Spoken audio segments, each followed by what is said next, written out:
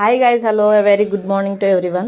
So ఈరోజు అయితే నేను ఇడ్లీ కోసం ఇడ్లీ పిండిని అయితే ప్రిపేర్ చేసుకుంటున్నానండి. సో నేను చేస్తుంటే నాకు అనిపిస్తుందండి, ఇదే ఇడ్లీ పిండి ప్రిపేర్ చేసుకుని ఇంత ఈజీనా అన్నట్టు అనిపిస్తుంది. ఎందుకు ఇంత ఈజీనా అని అంటున్నా అంటే, నేను మా చిన్నప్పుడు అంటే పెళ్లి కాకముందుకు మా అమ్మకు ఇడ్లీలు చేయమ్మా, దోశలు చేయమంటే ఏం నాకు ఆ పిండి ప్రిపరేషన్ అంతా తెలియదు, నేను చెయ్యను అయినా కూడా మా అమ్మ వాళ్ళకి రోజు పొద్దున్న లేస్తే పొలంకి వెళ్తున్నానని వాళ్ళకి ఇంత చేసేంత టైం కూడా ఉండదు. సో నేను అంటే ఇక్కడ మా పిల్లలకైతే రోజు ఇప్పుడైతే మా పిల్లలు రోజు పొద్దున్న లేవగానే మా పెద్దోడు చిన్నోడు ఇద్దరు దోశ ఇడ్లీ అనుకుంటా అంటారు. దానికి తగ్గట్టు ఈ మధ్యలో పాట కూడా వచ్చింది.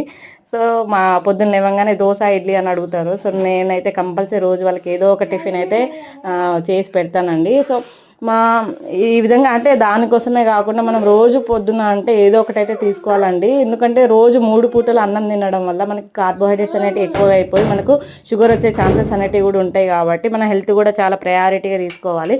కాలానుసారం మనం కూడా మారుతూ ఉండాలండి. So health is first priority. So అన్నంకి బదులుగా ఈ విధంగా మనం ఏదో ఒక టిఫిన్లో వేసుకొని తినడం వల్ల మనకి హెల్త్కి కూడా మంచిదండి. సో మనం ఈ ఇడ్లీ రవ్వకు బదులుగా జొన్నలు, సజ్జలు, మల్టీగ్రెయిన్ దోశ, మల్టీగ్రెయిన్ ఇడ్లీ కూడా వేసుకోవచ్చండి. సో నాకు ఇప్పుడు టైం లేదు కాబట్టి నేను సింపుల్గా వేసేస్తున్నాను. So subscribe to my channel. Thank you for watching. Bye bye. Video నచ్చితే ప్లీజ్ లైక్ చేయండి.